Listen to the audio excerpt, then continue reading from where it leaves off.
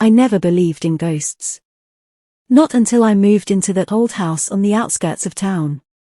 It was a fixer-upper, a steal really, but there was something off about it from the moment I stepped inside. The realtor had shown me around, pointing out the charming details and spacious rooms. But there was one room she seemed to avoid mentioning. It was tucked away at the end of a dark hallway, its door slightly ajar, as if beckoning me to explore. I should have listened to my instincts and stayed away, but curiosity got the better of me. I pushed open the door and was met with darkness.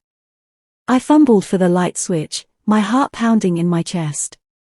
When the room finally illuminated, I wish it hadn't. The walls were covered in strange symbols, etched into the wood with what looked like dried blood. The air was thick with a musty smell, and I could feel a chill creep down my spine. Ignoring the feeling of unease, I stepped further into the room, my eyes drawn to an old trunk in the corner. It was covered in dust, as if it hadn't been touched in years.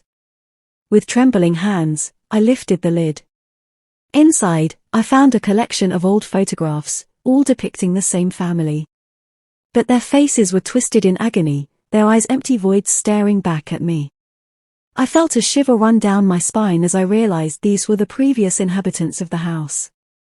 As I reached for the last photograph, I heard a sound behind me. A whisper, barely audible, yet filled with malice. I turned around, but there was nothing there. Just the empty room, suffocating in its silence. I should have left then, but I was drawn to the mystery of the room, unable to tear myself away. That's when I felt it, a cold hand gripping my shoulder, sending a shock of terror through my body. I stumbled backward, tripping over my own feet as I tried to escape. But the room seemed to have a hold on me, its walls closing in around me as if swallowing me whole. In a panic, I dashed for the door, my heart pounding in my ears. But just as I reached the threshold, I felt a force push me back, slamming the door shut with a deafening thud. Trapped in the darkness, I screamed for help, but my cries were met with silence.